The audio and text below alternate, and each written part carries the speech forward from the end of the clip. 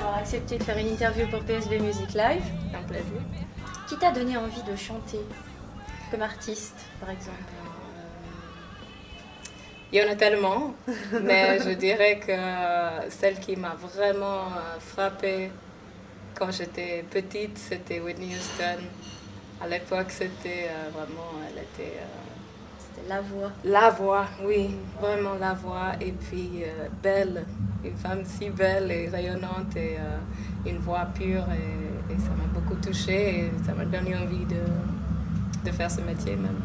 Tu rêverais d'avoir la même carrière?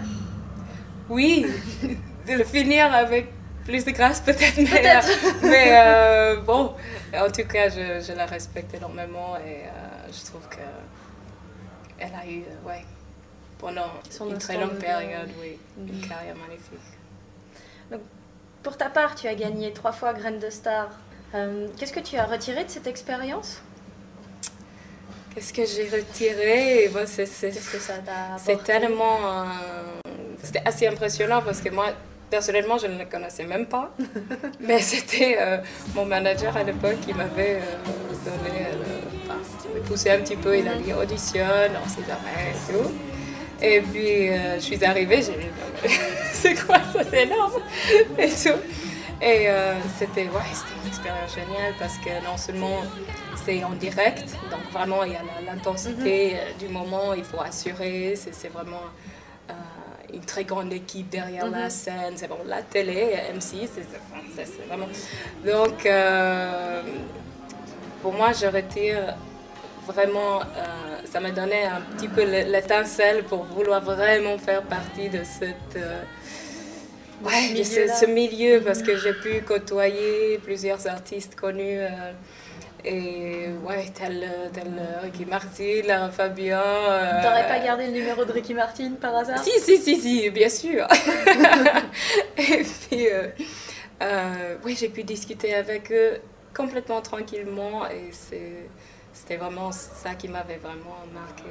Et puis, bien sûr, le fait de gagner 3 fois. Et puis, à l'époque, il n'y avait pas, comme maintenant, la possibilité pour les Suisses de voter. Oui. Donc, dès que j'avais appris ça, je dis, bon, bah, tant pis, je vais de toute façon pas gagner ce concours, c'est impossible. Et puis, non, tu vois. Les gens qui ne me connaissaient même pas, ils ont tous voté pour moi. C'est super. Une reconnaissance aussi. Ouais, tu es passé par tous les styles musicaux, à peu près. Qu'est-ce qui fait que tu te sens particulièrement à l'aise avec la soul music?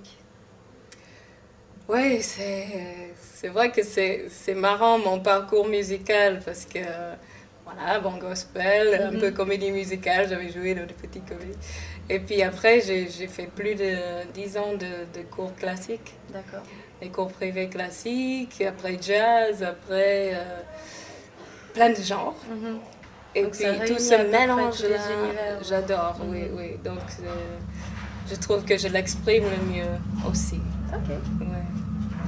Tu as un premier album en préparation. Qu'est-ce que cet album nous réserve? Tu peux nous en dire un peu plus? Sortie, par exemple.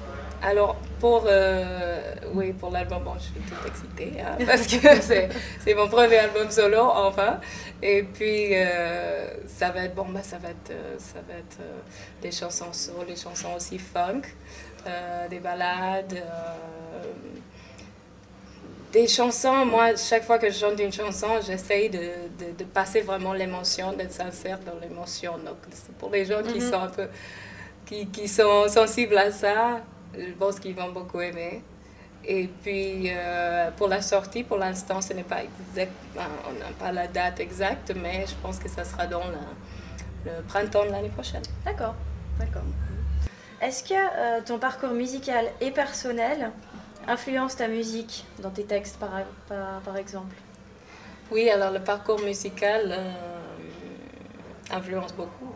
Parce que, bon, je pense pour tous les artistes, hein, le parcours musical fait que quand on compose, quand même forcément, il y a des genres qui ressortent, il y a le passé, il y a ces choses qui nous ont touchés dans la musique d'avant. Et puis,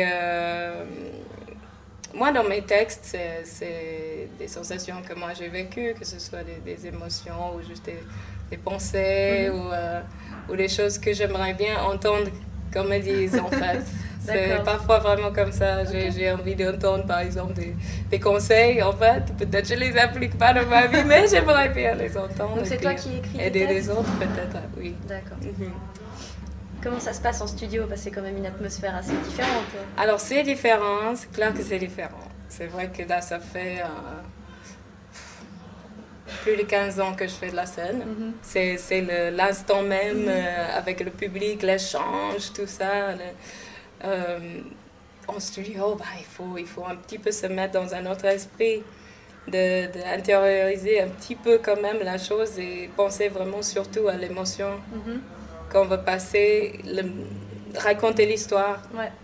Et moi, souvent, je ferme les yeux pour faire ça, parce que sinon, si j'ai pas le public, c'est pas le... Voilà, et puis en studio, bon, ce qui est sympa, comme nous avons fait, c'est que les musiciens ont enregistré en live. D'accord. Ça, de toute façon, je pense que les gens, ils vont sentir cette énergie-là et cette cohésion qui n'est pas très courant en ce moment. Dans ce style. C'est vrai que bon, il n'y a pas énormément de gens qui font de la soul funk un petit peu influencée par années 70, 80. Il y a beaucoup de gens qui font du R&B maintenant. C'est vraiment autre chose. Puis c'est souvent pas des instruments live, vraiment joués. Voilà, donc ça. Au moins, j'ai pu un petit peu prendre la scène avec moi pendant l'enregistrement. Ouais. J'ai fait énormément enfin, j'ai chanté dans énormément de groupes de reprises, donc que ce soit même des reprises jazz, hein, mais c'est tellement autre chose. Quand on chante nos propres chansons, déjà moi, j'ai pas autant l'habitude. Donc je suis déjà plus nerveuse, je suis là, comment est-ce qu'ils vont les prendre, est-ce qu'ils vont même comprendre vraiment ce que j'essaie de dire, parce que c'est quand même en anglais, et puis je suis dans un pays francophone, donc c'est plus touchant quand on a un retour positif, et on sent que les gens, ils sont vraiment touchés. D'accord. Touchés, et puis qu'ils sont avec toi, ils sont pas comme ça. C'est pas comme s'ils écoutaient la radio. Vraiment, vraiment, et ils sont attentifs, et vivent le moment, quoi, avec moi. Ouais. Et dernière question, sur quelle scène tu rêverais de jouer un jour? Plein. Je dirais, bon, enfin, de toute façon, les rêves pour moi, c'est les plus grandes. C'est les stades, c'est devant vraiment des dizaines de milliers, autant que possible, quoi. Autant que possible. Maintenant, après, pour moi, ce qui compte, parce que parfois, quand on est devant autant de monde, il y a moins d'échanges, en fait. Enfin, ça dépend. Mais parfois, dans les tout petites salles, un petit peu de bar blues et tout ça, voilà, on peut mieux sentir. Mais bon, je trouverais ça génial de pouvoir faire des très très grandes salles. Dans le monde, hein, pas spécialement en endroit spécifique. Voilà. Merci beaucoup, Azalia. Merci. C'était gentil de se prêter au jeu. C'était un plaisir.